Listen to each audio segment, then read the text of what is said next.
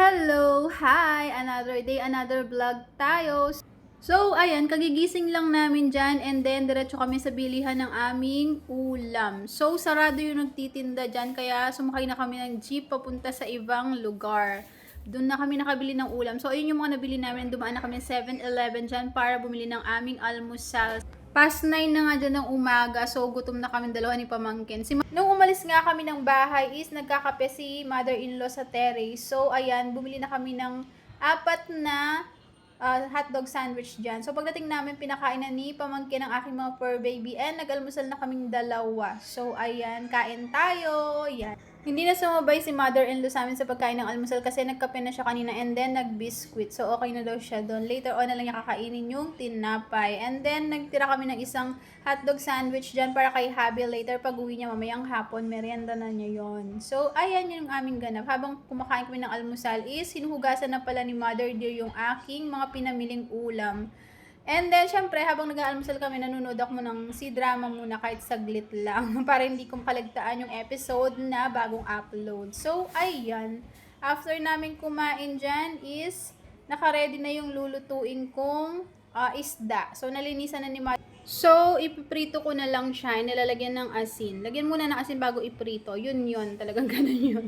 So, ayan na. Nanonood na si Pamangkin dyan. Habang ako ay nasa kusina na para magluto. Kasi, ano na dyan. Past 11 na rin dyan. So, nagmamadali na ang babaeng itouch na magluto. Ayan. I-fry na natin ang ating tilapia. So, siyempre takot ako sa mantika kaya nakita nyo ba, naglagay na ako ng shield para hindi ako matalamsikan. And then, meron din akong biniling gulay. Patola tayo for today.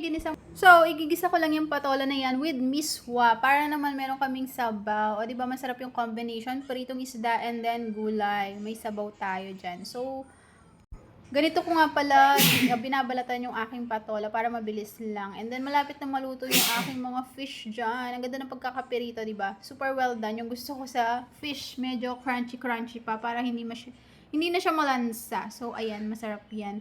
And then, ire-ready ko na yung aking igigisang gulay. So, ganyan ako sa kusina. Gusto ko malinis agad after kung gumawa. So, sinasahod ko na lahat ng dirt or pinaggamitan ko para after nan, hindi ko na siya gagawin ulit or ready to tapon na siya sa basurahan. So, ayan yung aking mga sangkap. Naghihiwa na ako ng panggisa dyan para mabilis ko na siyang igisa habang nakasalang yung aking piniritong fish. So, ayan, luto na yung aking tatlong fish. Tigit-tigisa lang kami dyan kasi nga para wala nang tira later on. So, mabilis ko nang iginisa yung aming gulay dyan kasi nga oras na, time to eat na sa mga sandaling yan.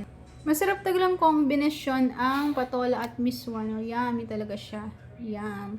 So, ayan, malapit na yung maluto and then ready to eat na tayo. Ay, wait nga pala. Gagawa nga rin pala ako ng cucumber lemonade dyan. Ayan, kasi hindi pa yan natitikman ni mother-in-law. Nakikita lang niya yan sa mga video ko. So, ngayon nandito siya sa amin para magbakasyon is patitikim ko sa kanya yung aking lemonade cucumber with Yakult. So, ayan. Yan ang nagpapasarap sa ating cucumber lemonade ang Yakult. So, lagyan nyo siya ng maraming yelo. Promise, super sarap niyan. And then, naghahain na nga si Pamangkin dyan dahil luto na ang aking mga niluto.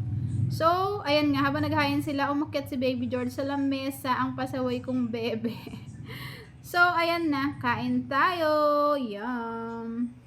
Ang sabi ni mother-in-law dyan, masarap daw yung cucumber lemonade. So, ipapagawa din yan sa bahay dahil meron silang cucumber sa bahay. So, masarap pala yung ganyang timpla, kayang ganun. Pwede pala siyang gawing juice. So, ayun, nagustuhan niya yung lasa. And then, naubos din namin yung isang timplahan na yan, isang punong sa pitchil or sa blender. Ubos kong ubos talaga.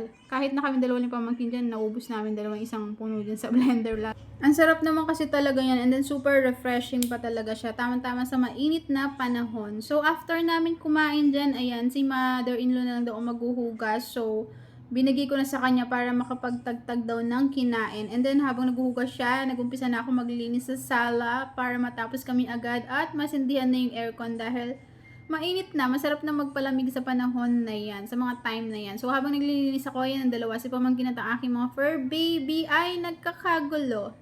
Kaya ako ay medyo natagalan sa paglilinis dyan. Nag-map na rin ako para mas lumamig yung semento or flooring namin. So, after that, nagpahinga na kami. Umidlip si Mother Dear habang nanonood si Pamangkin. At ako naman ay nagpapahinga ng konti. At tumabi ang aking dalawang fur baby.